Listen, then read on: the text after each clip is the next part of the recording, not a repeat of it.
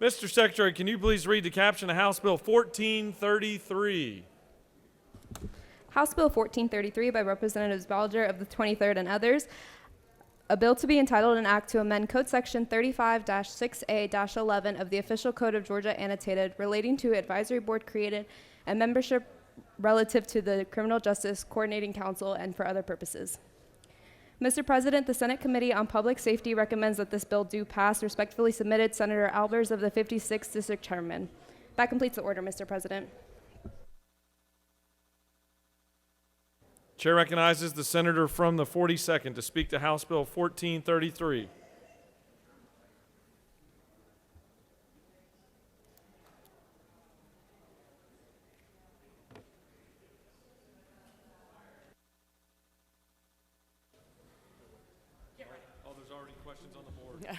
Thank you, Mr. President. I'm proud to bring before you HB 1433.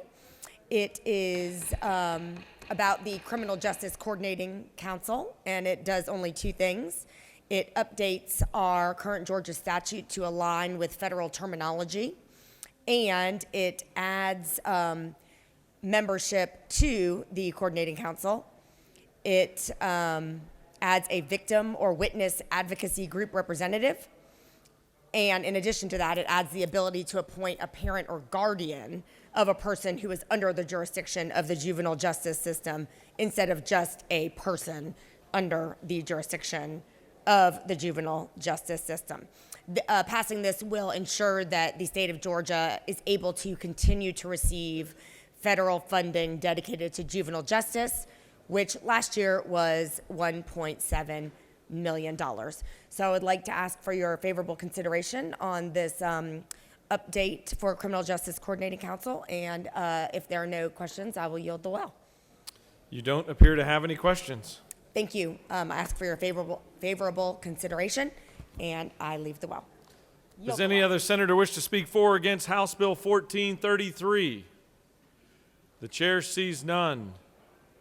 Is there objection to agreeing to the report of the committee which is favorable to the passage of the bill? The chair hears none. The report of the committee is agreed to. Is there objection to the main question being ordered? The chair hears none, and the main question is ordered. Questions on the passage of the bill. All those in favor vote yea. Opposed, nay. The secretary will unlock the machine.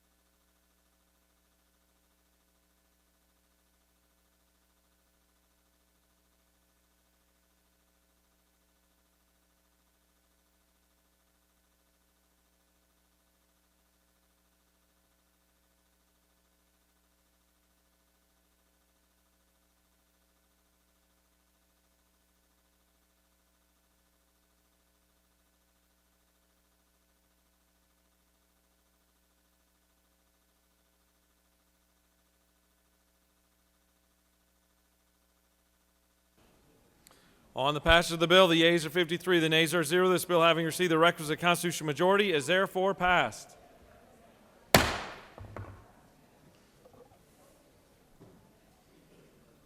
Mr. Secretary, will you please read the caption of House Bill 1193? House Bill 1193 by Representative Gamble of the 15th and others. A bill to be entitled an act to amend Part 3 of Article 1 of Chapter 18 of Title 43 of the Official Code of Georgia annotated relating to license for funeral directors and embalmers so as to provide for reinstatement of a lapsed funeral director's license under certain conditions. Mr. President, the Committee and the Senate on Regulated Industries and Utilities recommend this bill do pass. By Senator Calzert of the 46th Chairman. I thought I recognized that voice. You can do everything. Chair recognizes the senator from the 28th to speak to House Bill 1193.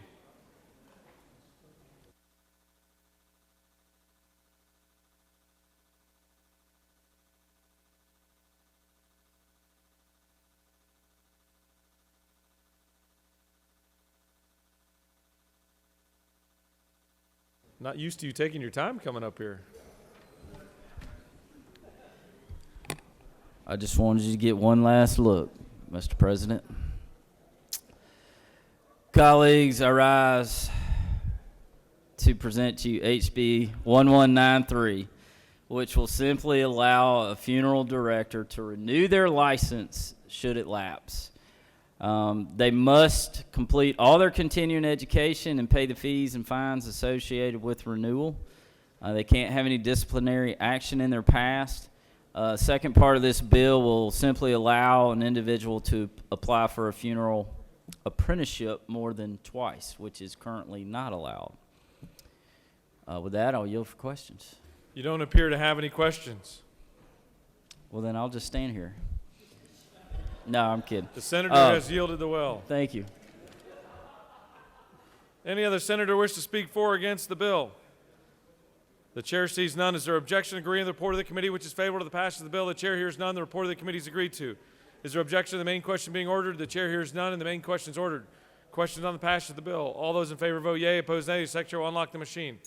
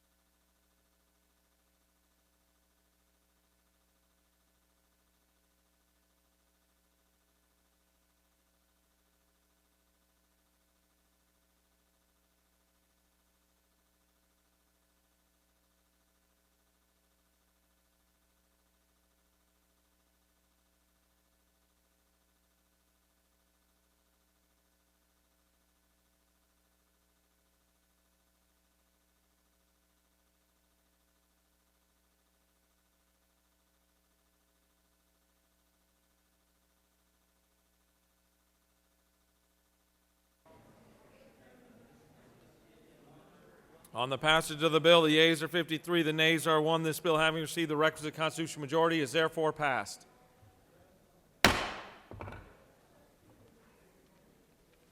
Ms. Secretary, can you please read the caption of House Bill 478? House Bill 478, a bill by Representatives Rich of the 97th and others. A bill to be entitled an act to amend Chapter 7 of Title 24 of the OCGA relating to opinions and expert testimony so as to change the rules of evidence regarding expert testimony in criminal cases and for other purposes. Mr. President, the Senate Committee on Judiciary recommends that this bill do pass. Respectfully submitted, Senator Strickland of the 17th District Chairman. That completes the order, Mr. President. The chair recognizes the distinguished chairman of the Judiciary Committee to present House Bill 478.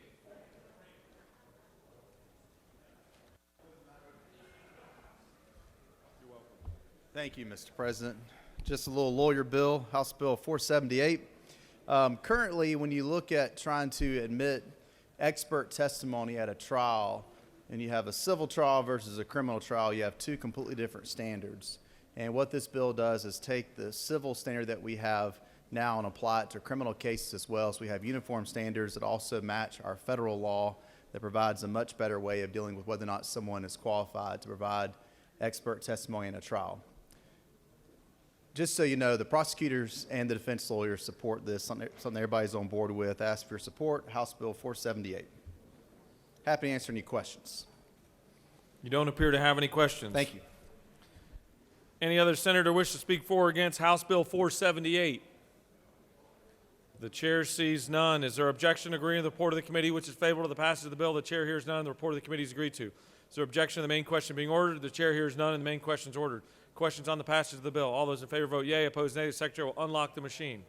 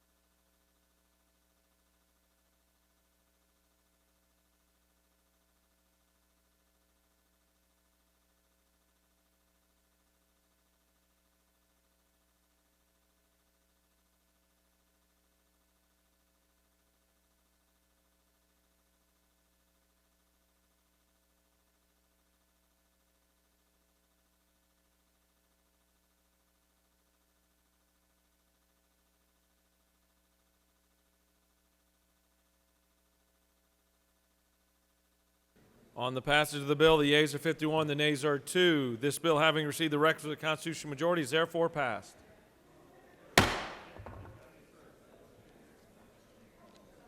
For what purpose does the senator from the 29th rise? Mr. President, I ask for unanimous consent to excuse the senator from the 31st. Without objection, the senator from the 31st is excused. Ms. Secretary, can you please read the caption of House Bill 1004?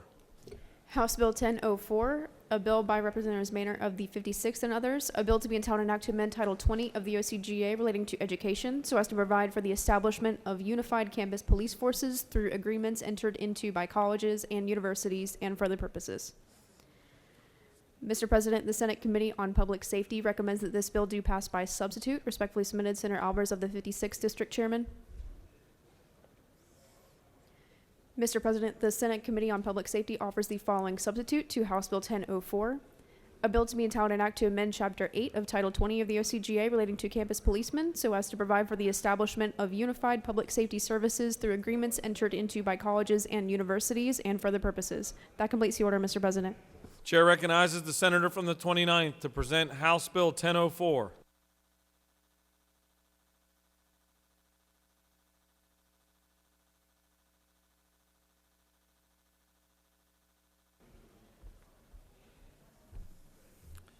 Thank you, Mr. President. Colleagues, this is a very simple, straightforward piece of legislation. What this does, it allows consortiums and universities that touch up against each other and in close proximity to enter into agreements where they can provide public safety services to including law enforcement, emergency management, and other services together. This was brought to us by the consortium that oversees the historic black colleges and universities here in Atlanta, where their campuses are extremely close to each other, but the officers and the public safety services are bound to a particular campus, where at times they need to move them to other campuses. This would give them the opportunity to enter into an agreement so they could provide those services crossway until the time where if they wanted to in the future, they could combine all into one single public safety department that would take care of all the campuses next to each other. I appreciate any support for the legislation, and Mr. President, if there are not any questions, I will yield the well. You have no questions. Thank you. Chair recognizes the senator from the 36th to speak to the measure.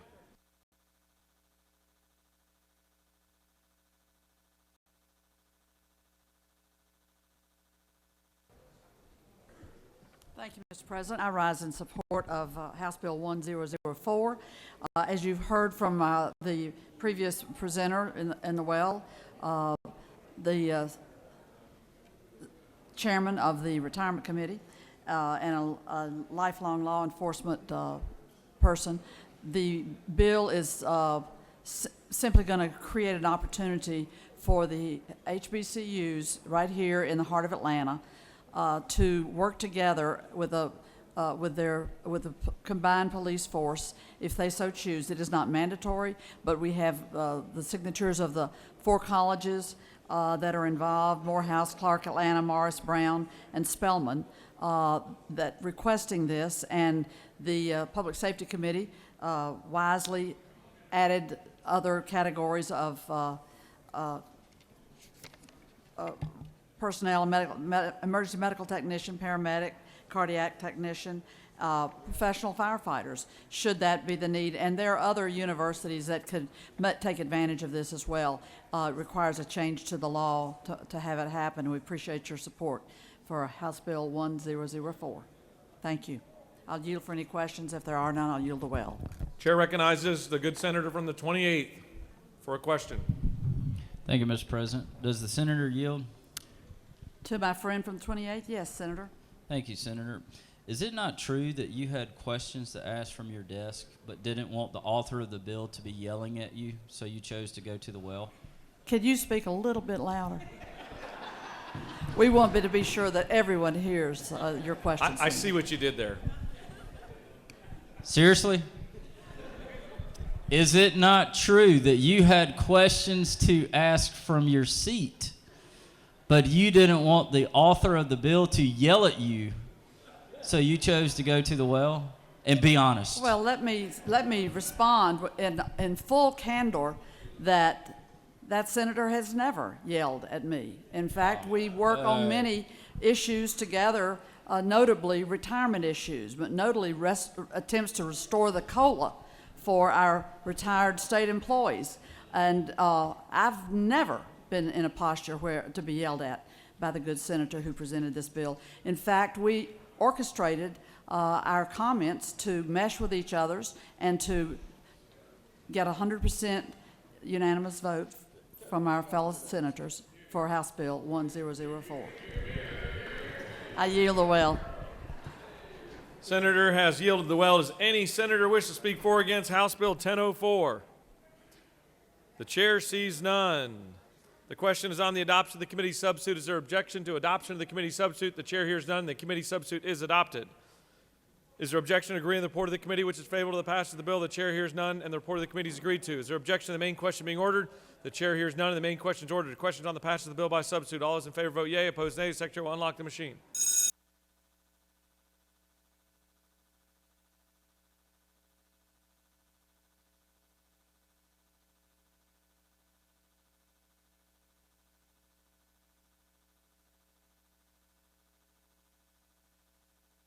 For what purpose does the good senator from the 34th rise? Parliamentary inquiry. State that inquiry. Mr. President, isn't it true that a lot of the HBCUs have been getting bomb threats? That's another good reason to support this great bill. Unfortunately, that is true, and thank you for highlighting that for this body.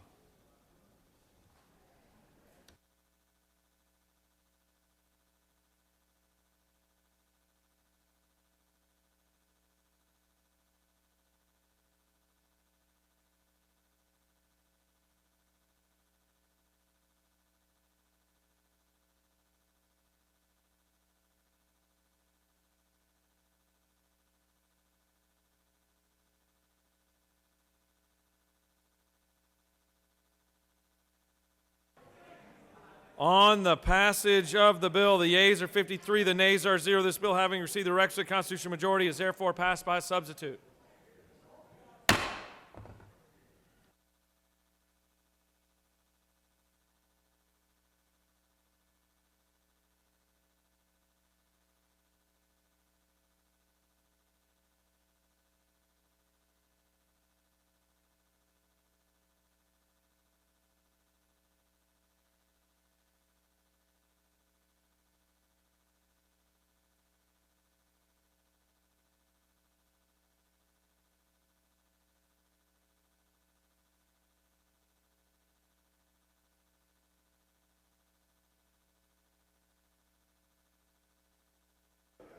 Ms. Secretary, can you please read the caption of House Bill 412? House Bill 412, a bill by Representatives Dempsey of the 13th and others. A bill to be entitled an act to amend Title 43 of the OCGA relating to professions and businesses so as to provide for the licensure of individuals in the practice of applied behavioral analysis and for other purposes. Mr. President, the Senate Committee on Health and Human Services recommend that this bill do pass by substitute. Respectfully submitted, Senator Watson of the 1st District Chairman. Mr. President, the Senate Committee on Health and Human Services offer the following substitute to House Bill 412. A bill to be entitled an act to amend Title 43 of the OCGA relating to professions and businesses so as to provide for the licensure of individuals in the practice of applied behavioral analysis, to provide legislative findings, to provide for definitions, to create the Georgia Behavior Analyst Licensing Board, and for other purposes. That completes the order, Mr. President. Chair recognizes the very busy senator from the 28th to present House Bill 412. I thought you said the last time was my last time to see you. Tell me the truth. Well, this time I missed you, so I had to come back. Thank you, Mr. President. Today I bring you a bill that what we're doing is, at present, there's no entity in the state that is authorized by law to regulate practitioners of applied behavioral analysis. And so there's no local legally authorized mechanism to protect consumers, employers, and state agencies from individuals who make false claims to the necessary competence or whose practice is not consistent with the profession's ethical and disciplinary standards. And I know many of y'all are out there wondering what is applied behavioral analysis. But basically, these are types of services that treat individuals with autism, other developmental disabilities, intellectual disabilities, learning and communication difficulties, brain injuries, physical disabilities, and many, many others. So simply, there's about 55,000 board-certified behavioral analysts nationwide. We've got about 1,000 right here in this state. And if y'all remember a few years back, this was before my time, but many of y'all in this body passed AVA's law. Well, AVA is a recipient of this ABA treatment. Well, AVA has just got accepted into the University of Georgia. And so that is a great thing. So we heard testimony in committee from Ms. Bullard, her mother, who actually did have some initial concerns on accessibility. But those were addressed by Representative Dempsey. Another mother we heard from, her child Grayson, all the way up to age 3 could not even speak. And then he began having ABA treatment, and he's now in the 2nd grade, and he's one of the top readers in his class, actually learning Hebrew and piano. And that's all thanks to this ABA therapy. So with that, I'll yield for questions. You have no questions.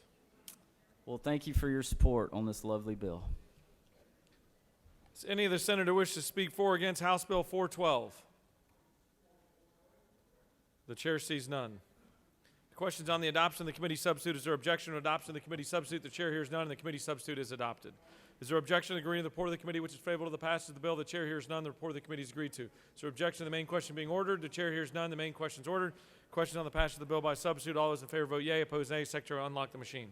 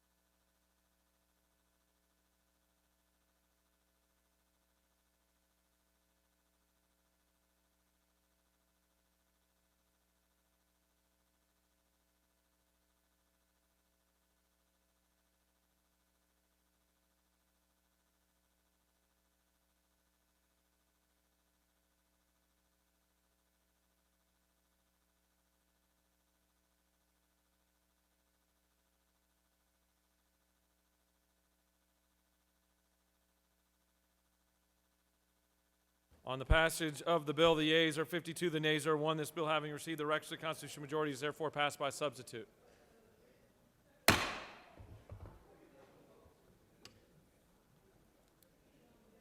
Mr. Secretary, can you please read the caption of House Bill 1443, House Bill 1443. House Bill 1443, a bill by Representatives Gaines of the 117th and others, a bill to be entitled an act to amend Article 3 of Chapter 2 of Title 26 of the OCGA relating to food service establishments, so as to provide that mobile food service establishments that have active permits may operate in the county of origin and in one or more counties other than its county of origin without obtaining an additional permit and for other purposes. Mr. President, the Senate Committee on Agriculture and Consumer Affairs recommend that this bill do pass. Respectfully submitted, Senator Walker of the 20th District Chairman. That completes the order, Mr. President. Chair recognizes the senator from the 56th to present House Bill 1443. I'll get it.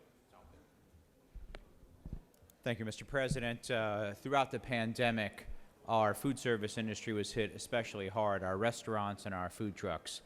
Almost all of us have food trucks that operate in and around our districts. And typically, wherever they are domiciled, they also go to many counties around them. Could be half a dozen, could be as many as 2 dozen. In that case, the way the law currently states, they have to get a health inspection in each and every one of those counties. even though the health inspections are all identical, and they have to take their trucks offline sometimes for up to a day at a time, which causes severe impact to their ability to maintain their small business and be able to pay their employees and serve their clients. This simply makes the law consistent. They can get a single health inspection done in the county of which they are based. If there are no questions, I would yield the well and ask for your favorable consideration to support our small businesses in Georgia. You don't appear to have any questions. Thank you, Mr. President. Any other senator wish to speak for or against House Bill 1443? The chair sees none. Is there objection to agree with the report of the committee which is favorable to the passage of the bill? The chair hears none. The report of the committee is agreed to. Is there objection to the main question being ordered? The chair hears none and the main question is ordered. Questions on the passage of the bill? All those in favor vote yea. Opposed nay. Secretary, unlock the machine.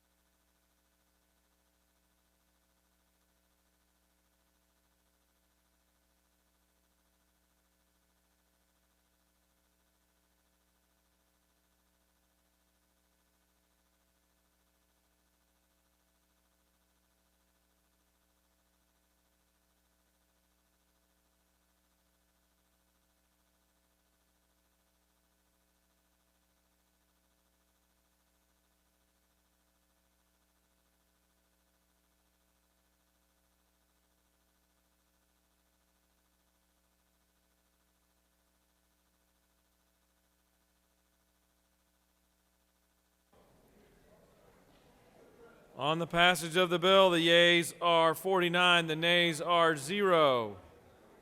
This bill, having received the requisite constitutional majority, is therefore passed.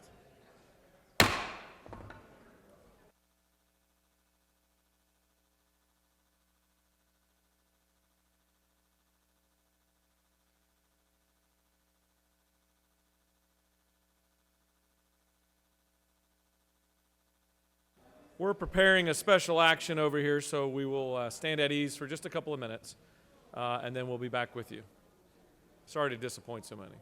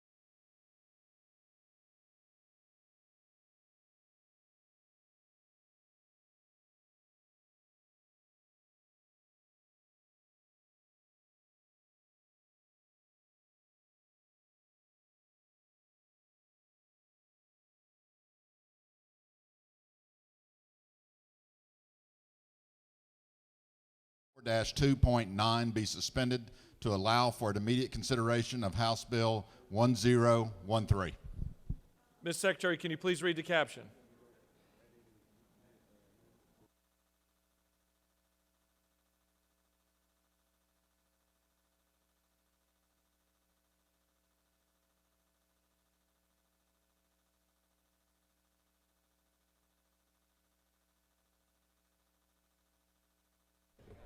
House Bill 1013, a bill by Representatives Walston of the 7th and others.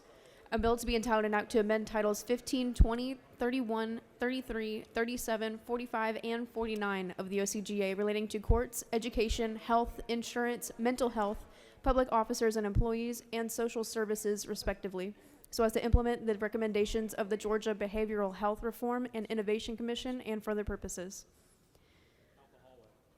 Mr. President, the Senate Committee on Rules recommends that this bill do pass by substitute. Respectfully submitted, Senator Melissa, the 53rd District Chairman. That completes the order, Ms.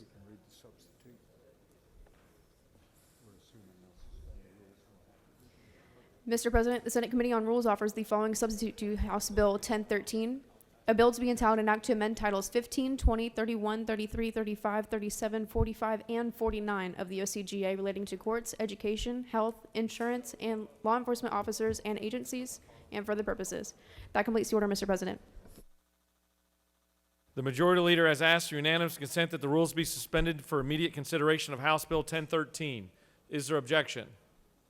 The Chair hears none, and we will immediately consider House Bill 1013. The Chair now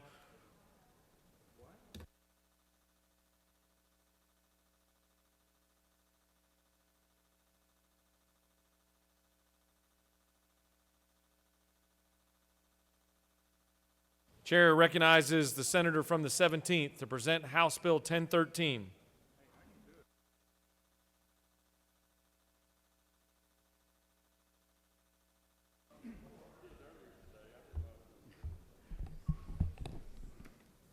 Thank you, Mr. President, members of the Senate. I bring to you House Bill 1013. 3 years ago, we formally acknowledged the fact that Georgia is facing a mental health and addictive disease crisis. We, the General Assembly, under the leadership of Governor Kemp, decided to put experts together, and we formed the Behavioral Health Reform and Innovation Commission in 2019 for the purpose of conducting a comprehensive review of the behavioral health system in Georgia.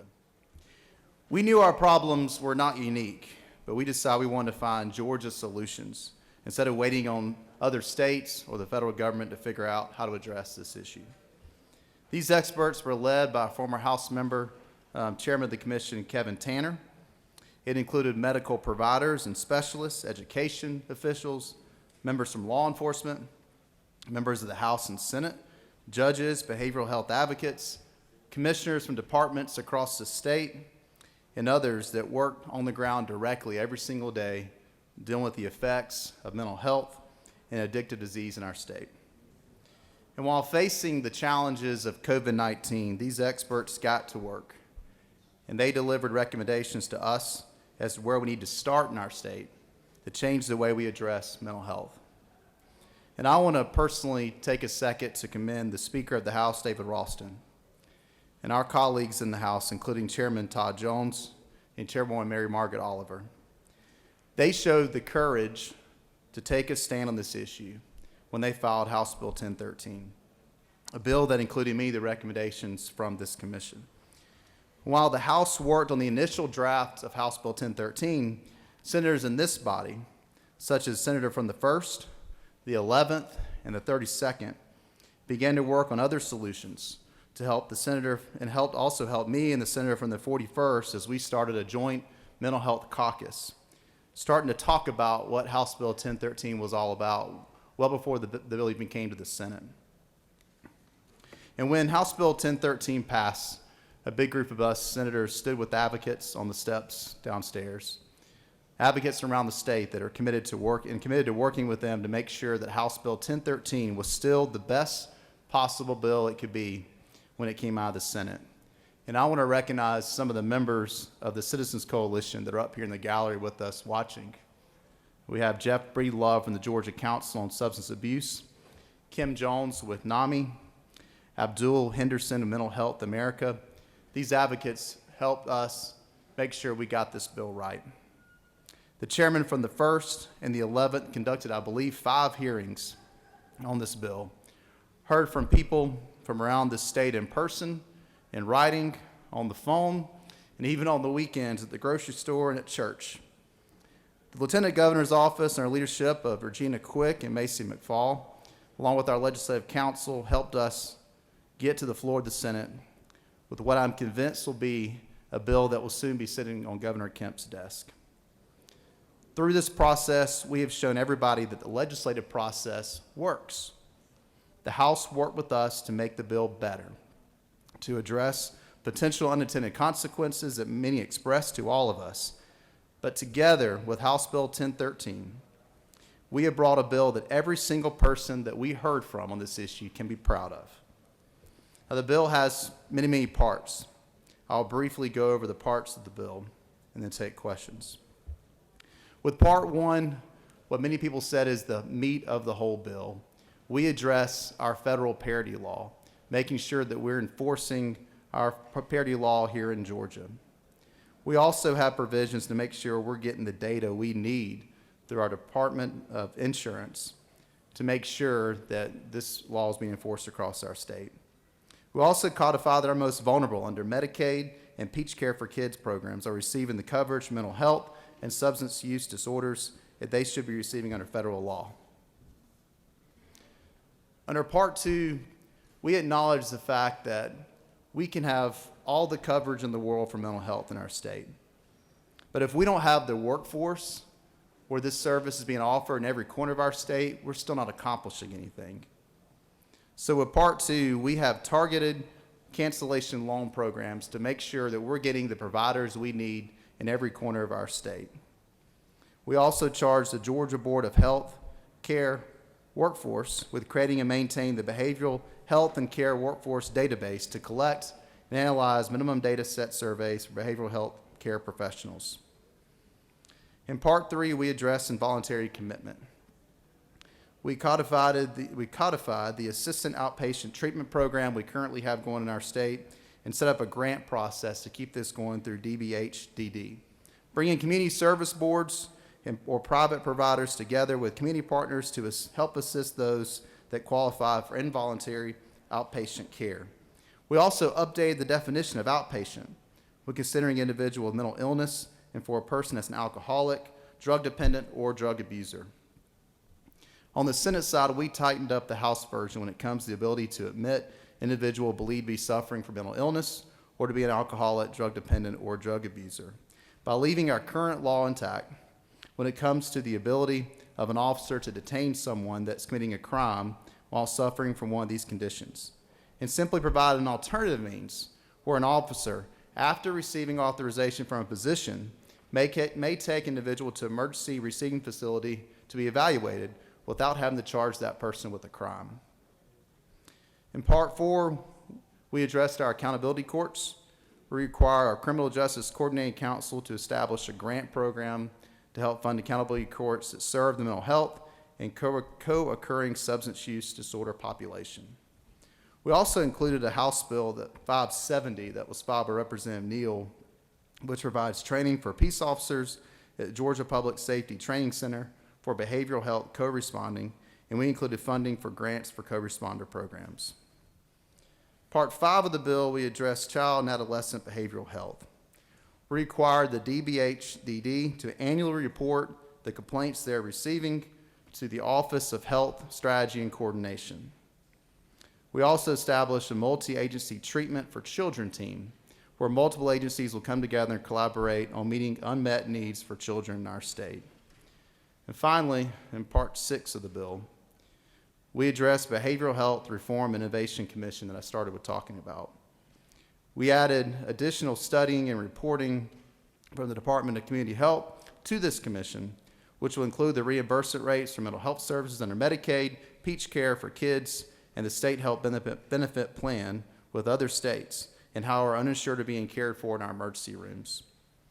We also added additional duties to the Behavioral Health Reform and Innovation Commission while extending the sunset for its termination for additional 2 years. And finally, in this section, we require Medicaid coverage for certain prescribed treatments to address mood disorders. Members of the Senate, along the journey from what was known as House Bill 514 in 2019 that started the Georgia Mental Health Reform and Innovation Commission. And throughout this session, as we worked on House Bill 1013 and other issues in this body, we heard many stories from people that moved us. We heard from strangers that were willing to stand before us and share their personal stories about how mental health and addictive disease had changed their lives and the lives of their family members. And we commend you for stepping out to allow your situation to be used to prevent more folks from going through what you had to face. But members of the Senate, I think I could say along with all 10.7 million Georgians, we all unfortunately have a story. For some, mental health and substance abuse hit us closer than others, but we all have a story that we could share. And today I ask you to think about those living, breathing examples of this crisis in our state. As you join me in doing something that isn't very common these days, set aside our political and regional diversity and send a strong message to our constituents around the state. Georgia is taking on mental health reform. And in closing, I'll acknowledge that House Bill 1013 doesn't solve our mental health crisis. Many parts of this bill are long-term investments that will require much more work in the years to come. But together, with the passage of House Bill 1013, we'll start the process of making Georgia not only the best state in the country for business, but the best state in the country for mental health services. And with that, Mr. President, I'll be happy to take any questions. You don't appear to have any questions. I ask for your support for House Bill 1013. Thank you. Chair recognizes the senator from the 11th to speak to House Bill 1013. For what purpose does the senator from the 31st rise? Mr. President, I ask unanimous consent to be excused from voting on HB 1013 pursuant to Senate Rule 5-1.8D. Senator from the 31st has asked unanimous consent to be excused from this vote on House Bill 1013. Is there objection? The chair hears none, and you are excused. Chair recognizes the senator from the 11th in the well. Thank you, Mr. President. As those of you that have been here a little while know, I don't usually get up to add my thoughts to something that is normally a red or green problem. I think all of us have been here long enough. We know we're going to vote red or we're going to vote green, and I don't usually like to delay this opportunity so we can get back to working for the people. But this is a time I felt moved to speak. First of all, I want to thank the Senator for the 17th for his eloquent remarks presenting this bill. I don't have any criticism whatsoever. That lawyer did not pretend this was a lawyer bill. I think he stated the facts as they were and got out of the way, and I thank you for that. I want to thank the Speaker for getting behind this measure.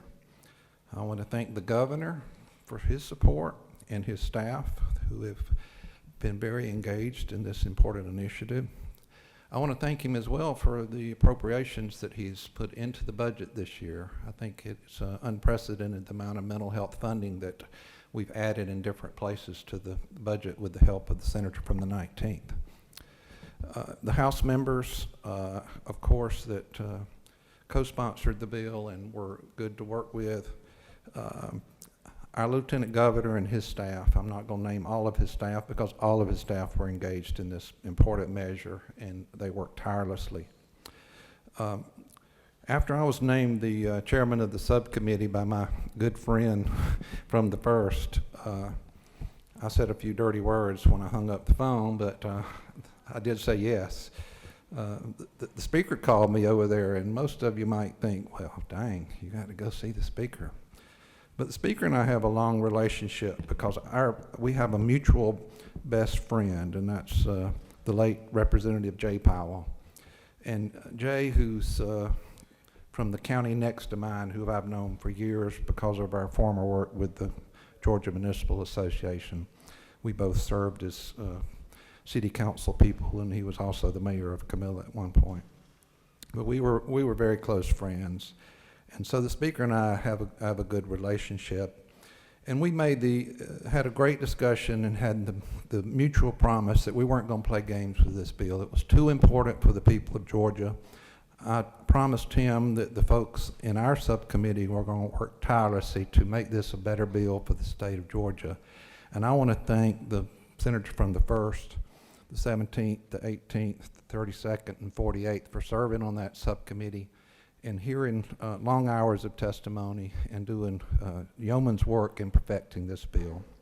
So again, I want to thank everybody involved. I am proud to go back and punch my green button on this bill and let you guys know how honored I am to serve with you. I yield the well. Chair recognizes the senator from the 48th to speak to the measure.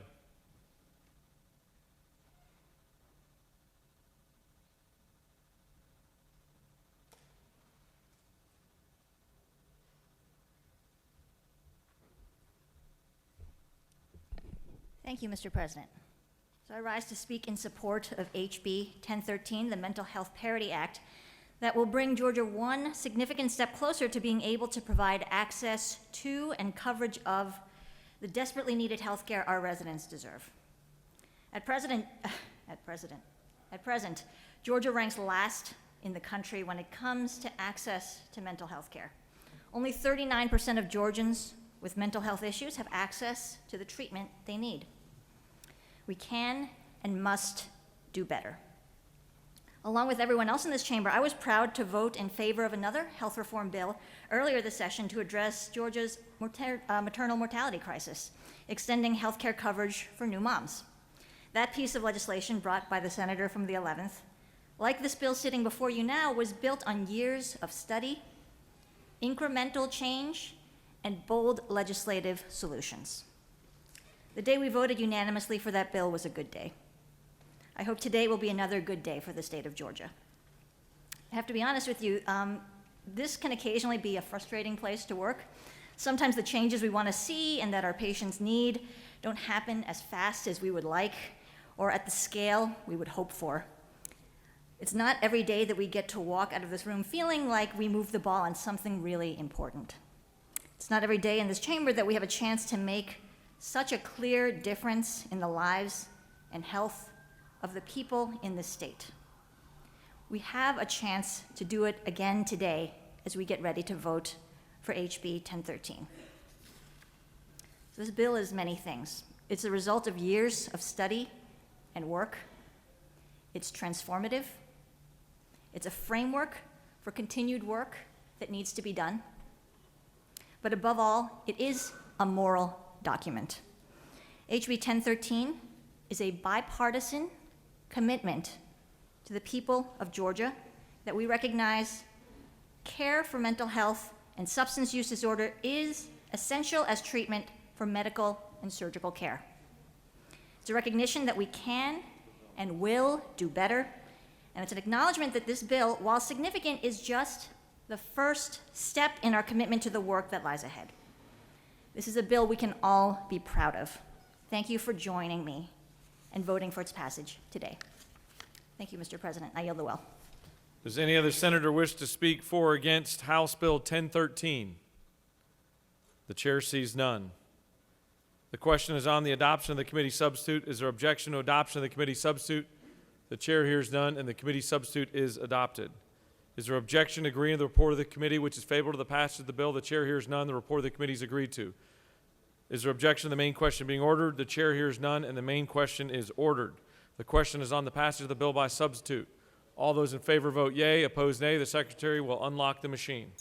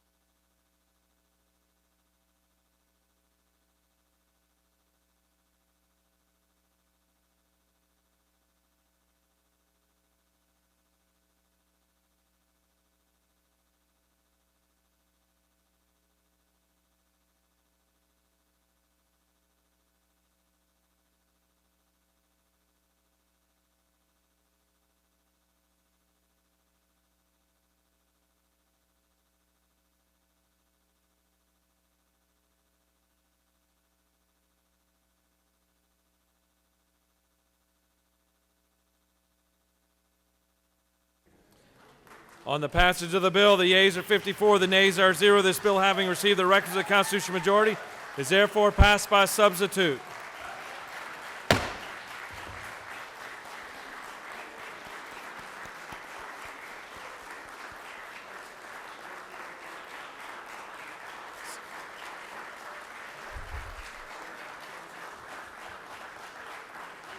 This is a great day for Georgia, and today's passage of this House Bill 1013 represents our state's commitment to removing obstacles that many Georgians face when assessing their mental health care. I want to thank the Senate Health and Human Services Committee, the Senate sponsor, for diligently working to advance this legislation because it wasn't easy.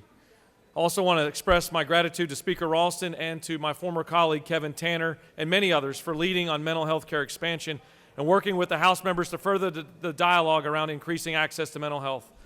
Proud to be a member of this great chamber today. Thank you so much.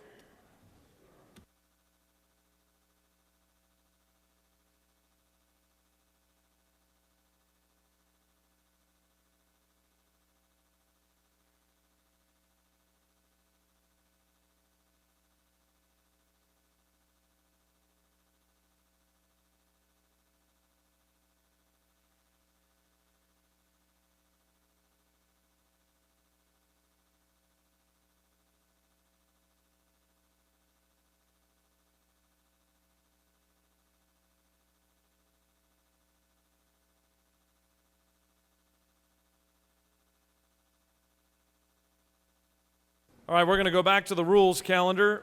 Mr. Secretary, can you please read the caption to House Bill 1146?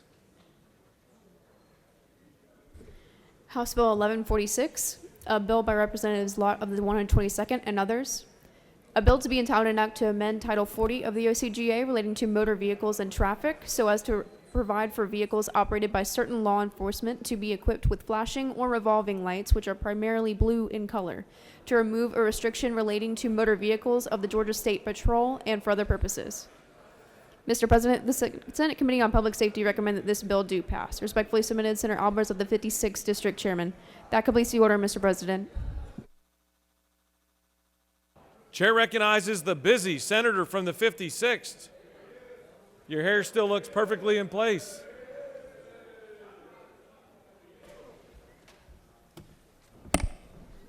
Thank you, Mr. President. This is a very simple bill to help out our heroes over in the Georgia State Patrol. As technology has evolved for our patrol cars and using LED lights, some of the language was out of date. This simply does a handful of updates, including not mandating that no less than 2 cars at each post have overhead light bars, as a lot of them are built in with LEDs now. As I'm sure there are no questions, I would gladly yield the will. You do have a question. Oh, all right, I'll yield for a question. Your good friend, the senator from the 26th to your right, has a question. Thank you, Mr. President. Senator, would you yield? I would yield. Does this bill remove the blue lights on top of state patrol cars? It does not remove them, Senator. All it does is does not put a requirement of how many cars have to have them, and some of the new cars actually have LEDs that are built in different areas of the car, so it doesn't make a traditional light bar be the only solution. Senator, further yield. I yield. Senator, you know, isn't it true we've dealt with laws dealing with speeding, law enforcement cars being recognized on the road and not hidden in the trees. And now isn't it true that we recognize state patrol because of the blue bar sitting on top of the car, except for those who are in public safety who are doing motor tractor vehicles? So why would we remove the lights on top of the car so folks will not realize who they are approaching? Senator, we're not removing the lights. This gives flexibility for them. And in new cars and trucks and SUVs, some of them have them literally built in LEDs in different ways than the traditional light bar. This is just an update, and I think you've seen over the years that LEDs are much better use than the old traditional revolving and rotating light bars. Thank you. You have no more questions. Thank you. I'd ask for your favorable consideration. Does any other senator wish to speak for or against House Bill 1146? The chair sees none. Is there objection to agreeing to the report of the committee which is favorable to the passage of the bill? The chair hears none. The report of the committee is agreed to. Is there objection to the main question being ordered? The chair hears none. The main question is ordered.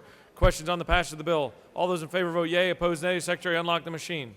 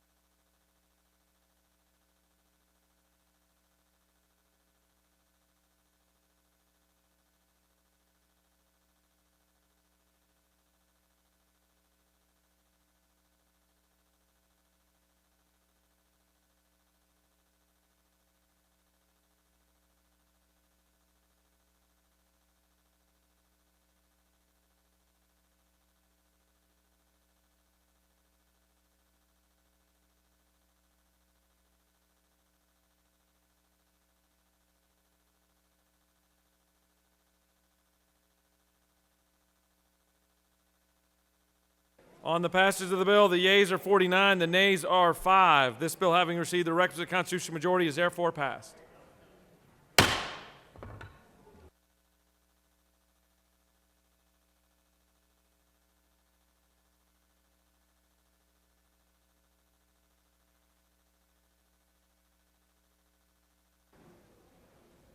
For what purpose does the senator from the 56 rise?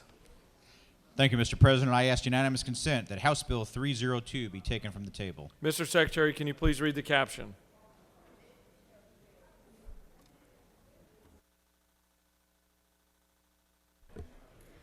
House Bill 302, a bill by Representatives Momtahan of the 17th and others, a bill to be entitled an act to amend Article 1 of Chapter 13 of Title 48 of the OCGA relating to general provisions regarding specific business and occupation taxes, so as to require that the proceeds of local government regulatory fees be used to pay for regulatory activity and not general operations, to revise the list of professions which may be subject to such regulatory fees and for other purposes. Mr. President, the Senate Committee on Finance recommend that this bill do pass by substitute. Respectfully submitted, Senator Huffstetler, the 52nd District Chairman. Mr. President, the Senate Committee on Finance offers the following substitute to House Bill 302. A bill to be entitled an act to amend Article 1 of Chapter 13 of Title 48 of the OCGA relating to general provisions regarding specific business and occupation taxes, so as to require that the proceeds of local government regulatory fees be used to pay for regulatory activity and not general operations and for other purposes. That completes the order, Mr. President. Senator from the 56 has asked for unanimous consent that House Bill 302 be taken from the table. Is there objection? There is objection. All right, the objection is not debatable. All those in favor of House Bill 302 be taken from the table, vote yea. Opposed, nay. The Secretary will unlock the machine.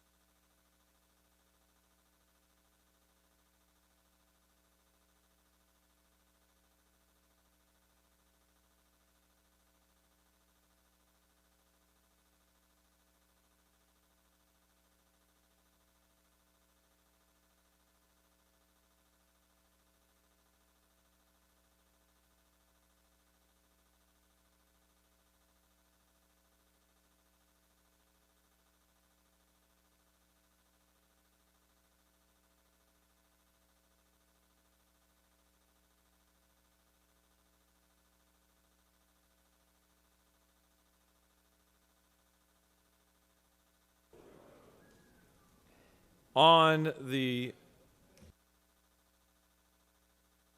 motion to remove House Bill 302 from the table, the yeas are 28, the nays are 24, and House Bill 302 has been taken from the table. For what purpose does the senator from the 54th rise? Yes, Mr. President, I move that the Senate adhere to its substitute to HB 517 and that a conference committee be appointed. We'll get back to you on that one. Chair now recognizes the senator from the 56th to speak to House Bill 302. I'll be right there, I promise. Thank you, Mr. President. We discussed this bill the other day. I do want to make a quick clarification. The senator from the 6th actually asked this question about gun ranges. The GMA and ACCG cannot regulate those type of businesses. Pursuant to OCGA 16-11-173B, subparagraph 1A through D, cities and counties do not have the power to regulate those businesses. So that already exists in code. This was a conflict that was sitting there from years ago as part of the cleanup of the code. Just to bring this back around, this is supported by all of your small businesses, Conditioned Air, Home Builders, Georgia Realtors, Contractors, Council of Quality Growth, the National Federation of Independent Business, the NFIB, mechanical contractors, sheet metal, etc. We should not penalize our small business owners because material prices have gone up. This is transparency, it's accountability, and anybody who's doing the right thing will have no issue with assuring that we're charging people the right amount of money for permits and we're supporting our small businesses in Georgia. And with that, Mr. President, I'd ask for your favorable consideration. I will yield the well. Senator has yielded the well. The chair recognizes the senator from the 20th to speak to the measure.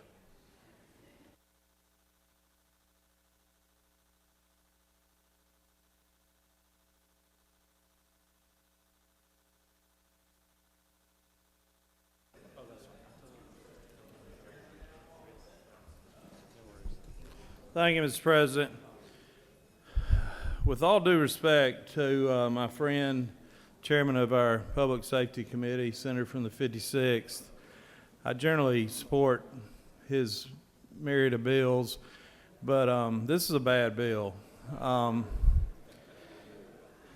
This is a House bill. Remember that.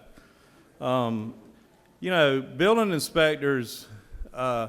We like to kind of complain about building inspectors, especially people in the building business. But the purpose of a building inspector is to keep us as the consumer safe, to protect the consumer.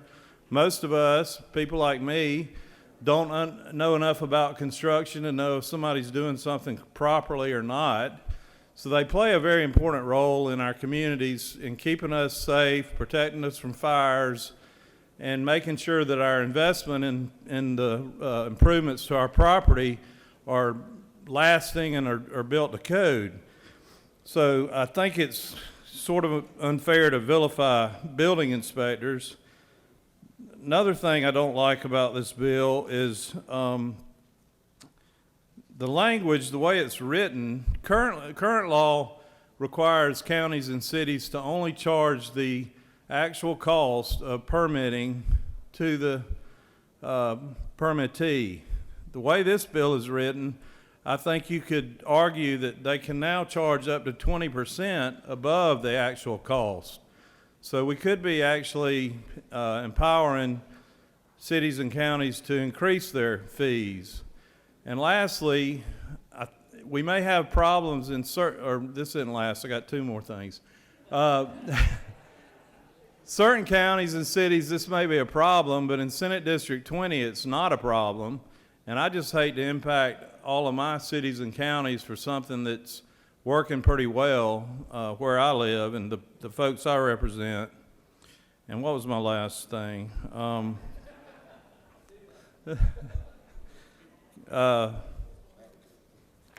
Anyway, there's one more thing.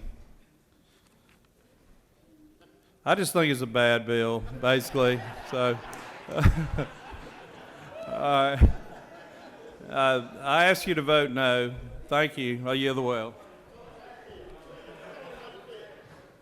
Gentleman speaks with great passion. Chair recognizes the senator from the 36th to speak to the measure.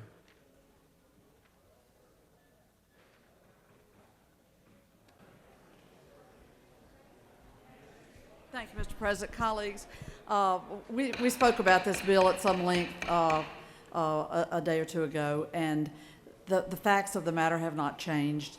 And I think the gentleman, the senator from the 20th, just made the very strong point that don't take an issue that's arisen in one locality and make it a statewide bill and burden towns and cities that you go back and I go back to represent year-round.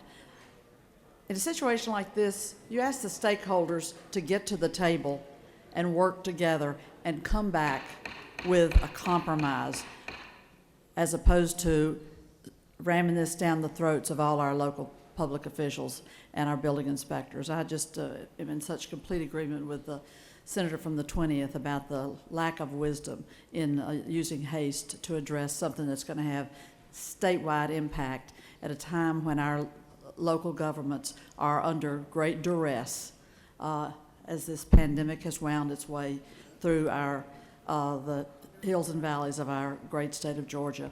I'd ask you to give this a red vote today and send the message, let's get the stakeholders to the table and find some compromise approach. Thank you very much. I yield the well.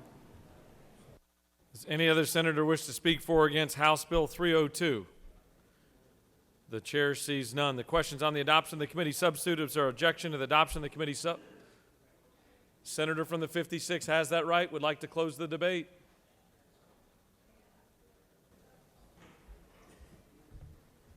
Thank you, Mr. President. I just want to address some of the important things I heard. Senator from the 36 is actually the point of local governments being strained. Actually, it's our small businesses that have been strained over the last 2 years. They're the ones that we should be concerned about. Government works for the people, not vice versa. I love my friend, the chairman from the 20th. He is right on almost every issue. Unfortunately, he is wrong on this one. And if the good people in the district of your representation do such a good job, this bill will make no difference because they're doing their job to begin with. But giving our folks, our small businesses, the opportunity to make sure that they are not getting excessively taxed and burdened for a regulatory fee because prices have gone up 2 and 3 times is smart. And there's a reason why almost every single small business association in this state, which make up a lot more people than your county and city governments, are all for this. So let's stand for the small businesses of Georgia, send a strong signal, and pass House Bill 302. Thank you. I yield the well. Senator from the 56 has officially closed the debate. The question now is on the adoption of the committee substitute. Is there objection to adoption of the committee sub? The chair hears none, and the committee substitute is adopted.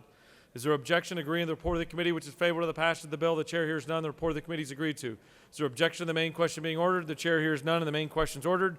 Questions on the passage of the bill by substitute. All those in favor vote yea. Opposed nay. The secretary will unlock the machine.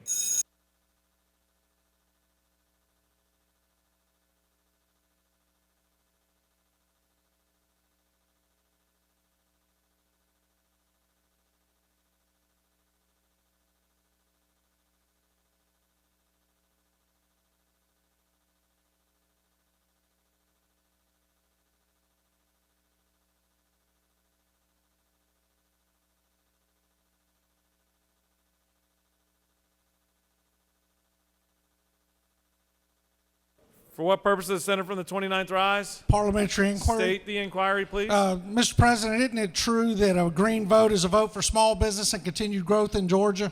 Sir, and each and every member can make that decision on their own.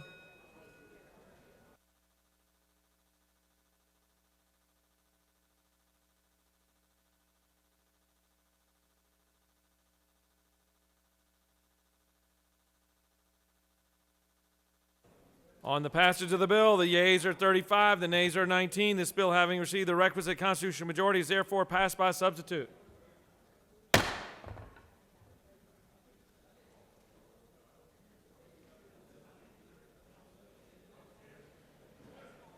Can't help but see that we've got a very special guest with us here today. Over on our left side, we've got our Insurance Commissioner, Major General John King. Thank you for being here. Thanks for all that you do.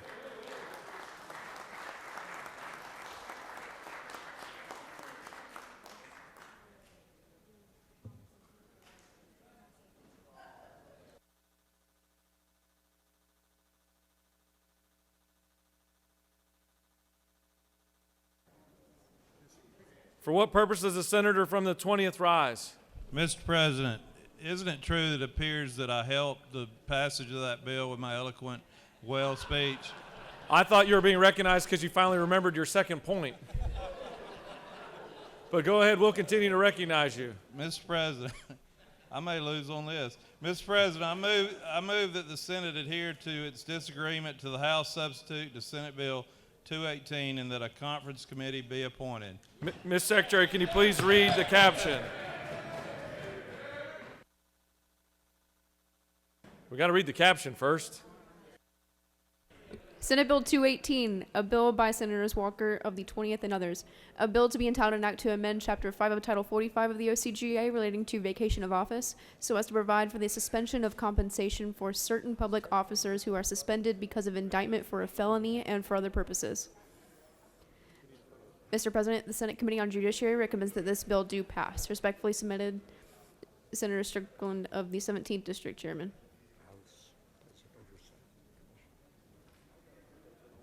Mr. President, the House offers the following substitute to Senate Bill 218, a bill to be entitled an act to amend Article 1 of Chapter 18 of Title 15 of the OCGA relating to general provisions regarding prosecuting attorneys so as to create the Prosecuting Attorneys Oversight Commission to provide for definitions and for other purposes. That completes the order, Mr. President. Here comes the moment of truth. Senator from the 20th has moved that the Senate adhere to its disagreement to House substitute to Senate Bill 218 and that a conference committee be appointed. Is there objection? There's no objection. And the chair appoints the senators from the 20th, the 19th, and the 29th to the conference committee. Congratulations. Now the chair recognizes the senator from the 54th. Yes, Mr. President. Now I find it a good time to move that the Senate adhere to its substitute to HB 517 and that a conference committee be appointed. Mr. Secretary, can you please read the caption?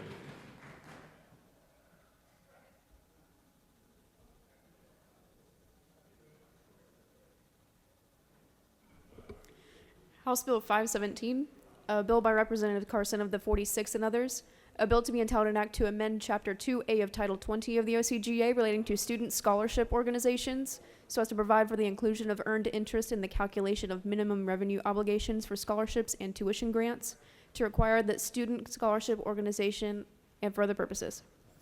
That completes the order, Mr. President. The senator from the 54th has moved that the Senate adhere to its amendment to House Bill 517 and that a conference committee be appointed. Is there objection? The chair hears none. The chair appoints the senators from the 54th, 52nd, and 18th to be our conferees.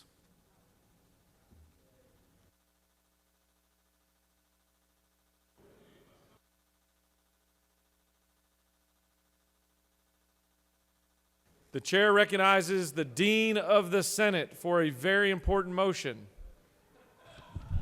Thank you, Mr. President. I move that the Senate stands adjourned until 10 a.m. on Friday, April 1st. That date's very familiar. April Fool's Day. Ms. Secretary, do you have any announcements? There are no committee meetings today. However, the Rules Committee will meet tomorrow at 12:30 in 450. That completes the order, Mr. President. You still have the salad bar up there tomorrow? Granola bar. Chair recognizes the senator from the 39th for an announcement.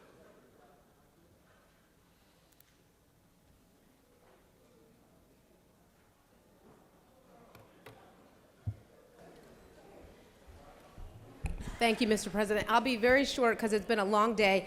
I know that at the beginning of the session, thank you. At the beginning of the session, the senator from the 31st and I shared with you all that we were going to do a statewide art project, and we were asking seniors from across the state to submit selfies to go into a collaborative art piece. That art piece is now displayed in the rotunda. I would invite every single one of you to go and see it. And it's just exciting, and it's inclusive of, every county did not participate, but many of the counties did.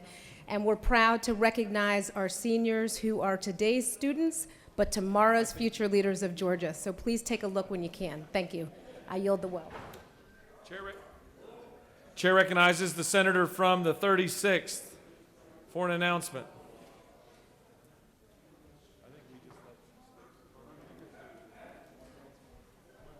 Thank you, Mr. President. Colleagues, we are in a committee working day stance tomorrow. I want to flag for you the opportunity to participate in the Working Families Caucus Luncheon Zoom in 307 CLOB. We will be making a special presentation to Dean of the House, Calvin Smyrie, and a luncheon presentation on the good, the bad, and the ugly.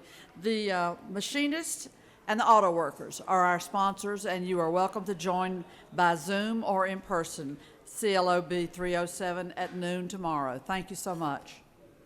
Chair recognizes the Rules Chairman for an announcement.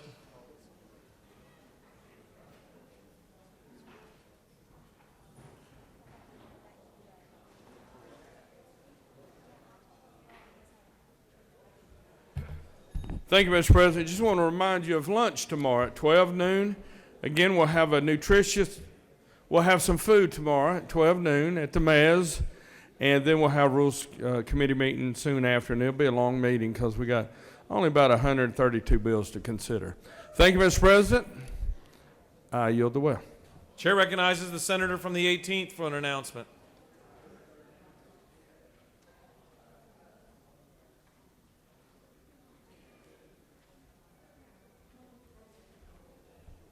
Thank you, Mr. President. So Friday will be our last Friday we'll be here, and as y'all know, sometimes we have John Bullock Day, and we're going to celebrate John Bullock Day on this coming Friday, so wear your freshly washed, creased blue jeans on Friday.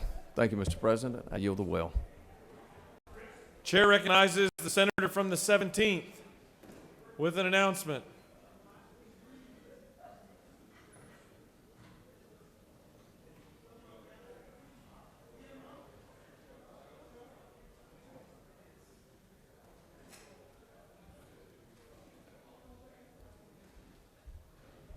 Mr. President, remind everybody you have to always watch the buttons on your desk. Sometimes people try to push them for you. That's all I have.